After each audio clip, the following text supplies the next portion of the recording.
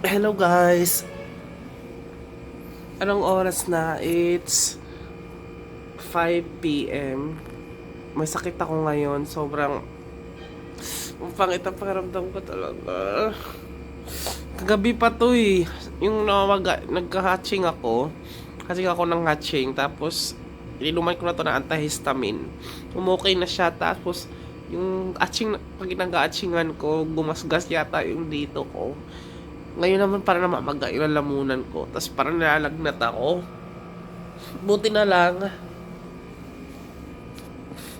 Buti na lang 5 a.m.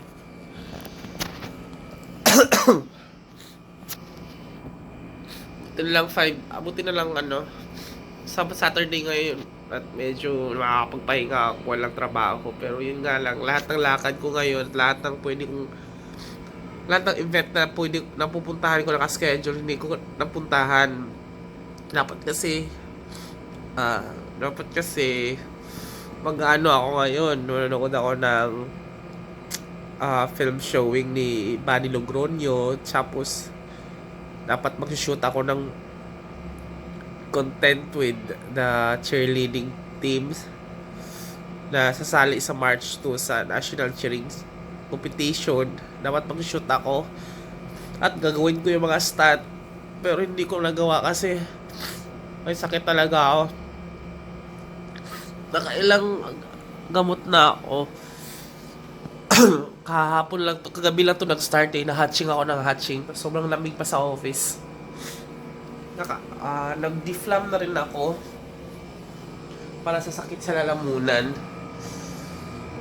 So ngayon, buong araw akong tulog talaga, grabe. So, deflam para sa sakit sa lalamunan. Tapos, dapat ngayon mag-shoot ako ng content dito na lang na sit-down vlog. Kaso hindi ko rin talaga kaya. Sobrang pangit talaga ng pakiramdam ko, guys. Last time din, wala akong content for Monday 10 Power kasi dami ko rin talagang lakad. Wala na yata akong pahinga talaga. Kaya tingnan mo, bigla ang sakit. Na-realize ko lang na ito, deflam para sa pamagalan ng lamunan. Nakapansin ko, hindi na rin ako nag-gym, hindi na tutok na ako sa pag-edit, pag-shoot, pagtatrabaho. Nakakalimutan ko na magpahinga. Hindi ko rin alam. Dadaan ko na lang sa gamot lahat ng sakit ko, guys. Kaya maigi na rin tong ganito na nagkakasakit ako kasi na positive note lamig na positive note na remind din ako sa sarili ko na hindi dapat pabayaan yung sarili. Kasi tingnan mo, puro trabaho. Pagka weekend may mga ganap din ako, nakakalimutan ko na magpahinga. It reminds me na tao lang din ako, hindi invincible, at nagkakasakit din at dapat minsan alagaan at hindi bumabata.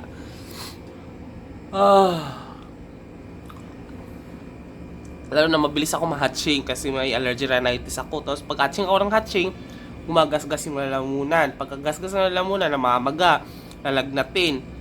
Tapos inom ng gamot, pahinga ng konti. Yung konting pahinga, nagiging tudong pahinga. Kaya lahat ng dapat na naka-schedule na gawin ko for the weekend, lahat ng mga event na dapat kong puntahan, hindi ko na pupuntahan, guys, kasi dahil sa lecheng sakit na to. Bakit talaga sa pakiramdam, malamig pa yung kamay ko kasi nagka-aircon ako dito, pero kailangan ko mag-aircon kasi sobrang init pag hindi. Sa office kagabi, sobrang pangit pakiramdam ko talaga, nanghihina ako, hindi makapag-focus sa trabaho. Yun nga rin mahirap talaga, guys. Nagsasalita ako ngayon. Dapat nga pahinga dapat eh, pero kailangan ko mag-update. Yun na mahirap kasi talaga, guys, kapag wala kang sakit kasi hindi mo aalagaan yung sarili mo kasi akala mo malakas ka, pero pag nagkakasakit ka naman, tsaka mo maisip na kailangan mong alagaan yung sarili mo. So okay na rin siguro na mag-remind, may nagre-remind sa akin na okay, you have to take care of yourself. Hindi puro abuso, hindi puro pwede trabaho, ano lang. Tapos araw-araw ko 5 hours or 4 hours lang yung tulog ko kasi nag-edit ako. Tapos I have my 9 to 6 job. Pagka 30 ko sa bahay, nagsusulat pa ako para sa mga content sa vlog ko na www.ilovefashion.com. Tapos aside from that, nag-iisip pa ako ng content for my YouTube. Tapos nag-maintain pa ako ng ibang pwedeng source of income online. So, minsan hindi na ako nakakapag-gym. Actually, once every week lang ako nag-gym. Tapos hindi rin ako umiinom ng vitamins kasi parang malakas naman ako itong mga days na to eh. Pero wala. Kung kailan naman ako nagkasakit, saka na ako umiinom ng vitamin C. So, yun lang yung updates ko ngayon, guys. Dapat schedule ko ngayon, tutulog lang ako, mag-laundry sana ako kanina pagdating ko ng trabaho, pero mas nagpahinga ako. Tapos dapat attend ako ngayon ng road safety kineme doon sa Novotel kasama sa Buendia, pero hindi ko rin napuntahan.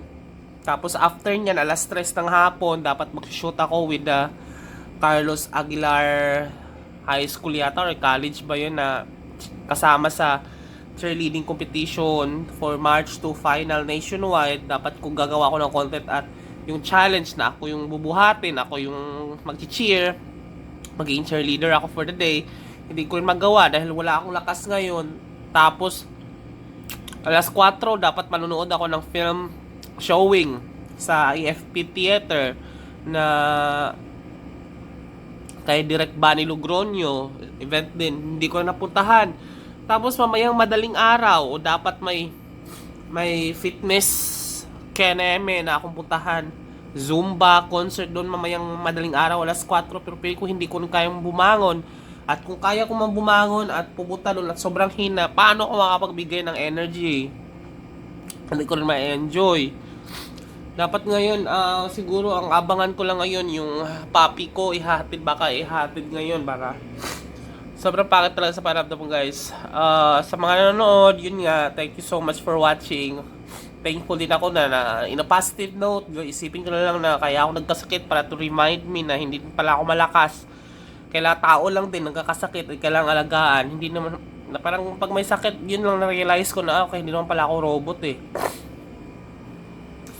Ay, naka. Ang hirap din mag-vlog kung may sakit. Kasi, ewan ko ba, parang gusto mo na lang matulog. I have everything here. May camera na ako, may internet, may pang-edit, pero hindi ko ma-execute dahil mahina. So, di rin ako pwedeng sore throat. Shucks. Tulog muna ako, guys. Siguro kakain na lang siguro ko maya. Pilitin ko maging malakas kasi kailangan kong gumawa ng kung ano-ano. Thank you so much, guys, for watching. Raw file ko lang itong i-upload for the update. This has been Jonathan Orbuda. Thank you so much, guys. Salamat. Thank you. Bye-bye.